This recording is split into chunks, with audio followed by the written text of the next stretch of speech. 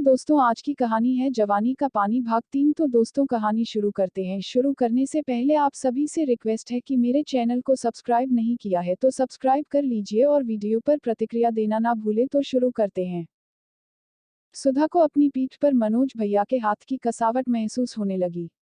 मनोज के हाथ उसकी पूरी पीठ पर रेंग रहे थे। उसे यह समझ में आ गया कि मनोज भैया का यह स्पर्श कुछ और ही खोज रहा है, लेकिन उसे यह स्पर्श अच्छा लग रहा था।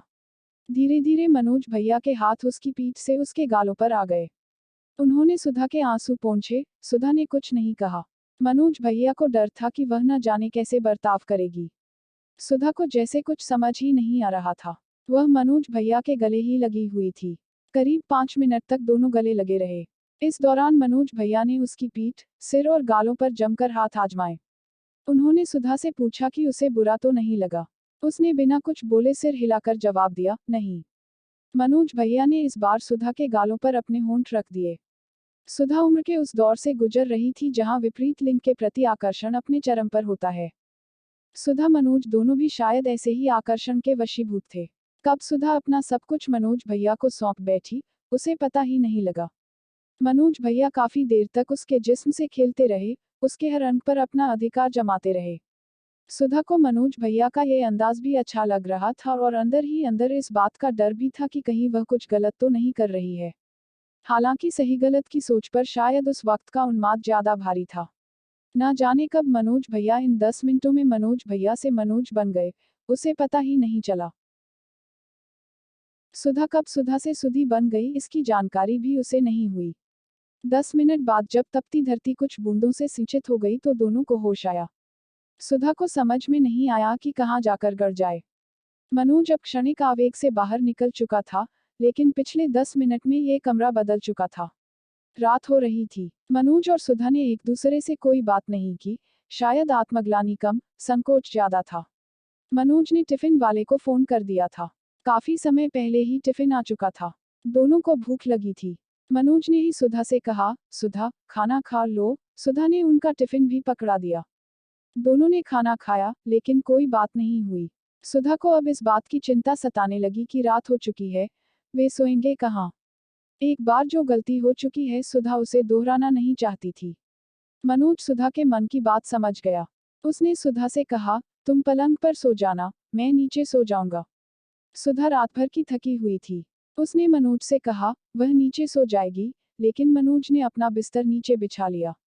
बिस्तर क्या था, दरी और उसके ऊपर चादर। गद्दा उसने पलंग पर सुधा के लिए छोड़ दिया। सुधा पलंग पर लेटते ही नींद के आगोश में चली गई, लेकिन मनोज की आंखों से नींद कोसों दूर थी। शाम को जो कुछ हुआ उसे बार बार वही याद आ रहा था। सुधा के जिस्म की खुशबू अब भी मनोज के दिलो दिमाग पर छाई हुई थी। उसने सुधा की तरफ एक नजर देखा। सुधा गहरी नींद में सो रही थी। उसका कोरा सौंदर्य जैसे निमंत्रण दे रहा हो। मनोज काफी देर तक सुधा को देखता ही रहा, लेकिन हिम्मत नहीं हुई कि सुधा के पास जाए। हालांकि शाम को सुधा ने जब कुछ नहीं कहा तो मनोज को जरूर हौसला मिला था। मनोज से रहा नहीं गया। वह ऊपर जाकर उसी फोल्डिंग पर लेट गया, जिस पर सुधा सो रही थी। सुधा बेफिक्र नींद सो रही थी। मनोज की नजरें सुधा के जिस्म पर फिसलती जा रही थीं। मनोज ने धीरे से सुधा के ऊपर अपना हाथ रखा। मनोज का हाथ कब सुधा के शरीर के अंगों की पैमाइश करने लगा, पता ही नहीं चला। अचानक सुधा को दम घुटता सा महसूस हुआ। वह हड़बड़ाकर जागी तो देखा मनोज उस पर झुका हुआ था और उसकी सांसों की गर्माहट सुधा की सांसों में मिल रही थी।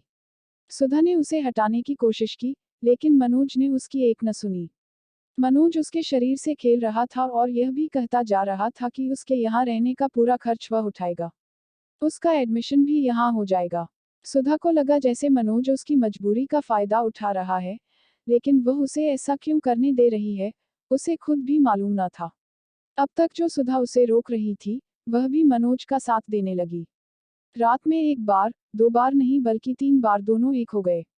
उसके बाद कब उसी तरह पलंग पर एक होकर सो गए, उन्हें पता ही नहीं चला। सुबह सुधा की नींद पहले खुली। सुधा को समझ नहीं आया कि अपनी इस हालत पर रोए या खुश हो।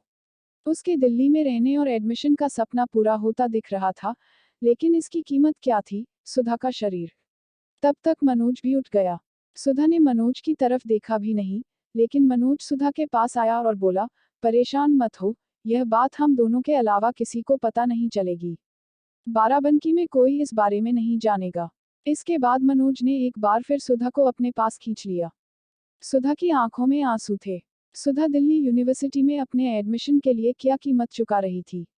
मनोज उसे अपनी बाहों में जकड़ता जा रहा था। मनोज की बाहों की कसावट उसके जिस्म पर बढ़ती जा रही थी। सुधा के आंसू उसकी छाती को भिगो रहे थे, लेकिन मनोज इन सबसे बेपरवाह खेल रहा था। सुधा की मां दिल्ली आई हुई थी, इसलिए वह भी 502 से 2 गली छोड़कर इस गर्ल्स हॉस्टल में कुछ दिन रहने के लिए आई थी, क्योंकि मनोज में इतनी हिम्मत नहीं थी कि जिस सुधी से पिछले 2 साल से वे जिस्मानी तौर पर जुड़ा हुआ था, उसके बारे में अपने घर वालों को बता सके। अब सुधा को भी इन बातों से फर्क नहीं पड़ता था। वह अपने घर वालों से भी कई कई महीने बाद बात करती थी। सुधा ने अपने जेब खर्च के लिए 2 ट्यूशन लेने शुरू कर दिए थे। बाकी खर्च मनोज उठाता था। मनोज उसके दिल्ली आने के पहले ही दिन मनोज भैया से मनोज बन गया था। हाँ, उसने पढ़ाई से अपना ध्यान नहीं हटाया।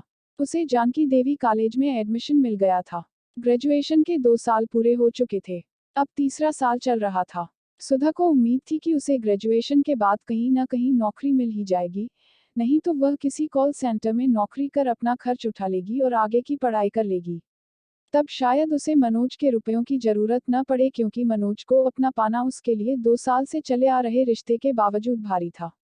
वह मनोज की शारीरिक भूख मिटाती थी और मनोज उसकी पढ़ाई की जरूरत को। उसने पढ़ाई के लिए जो कीमत चुकाई वह बहुत ज्यादा थी या नहीं, यह वह आज तक नहीं समझ पाए। अगर वह ढील न देती तो क्या 2 साल बिता पाती इस अनजान 1.25 करोड़ लोगों के शहर में। पहले तो मुझे बताए कहानी कैसी लगी और फिर बताए आप लोग कैसे हो। सभी अपनी कहानी अच्छी लगी हो तो चैनल को सब्सक्राइब करके जाए। इसी तरह की नई नई कहानी लेकर आती रहती हूँ मैं।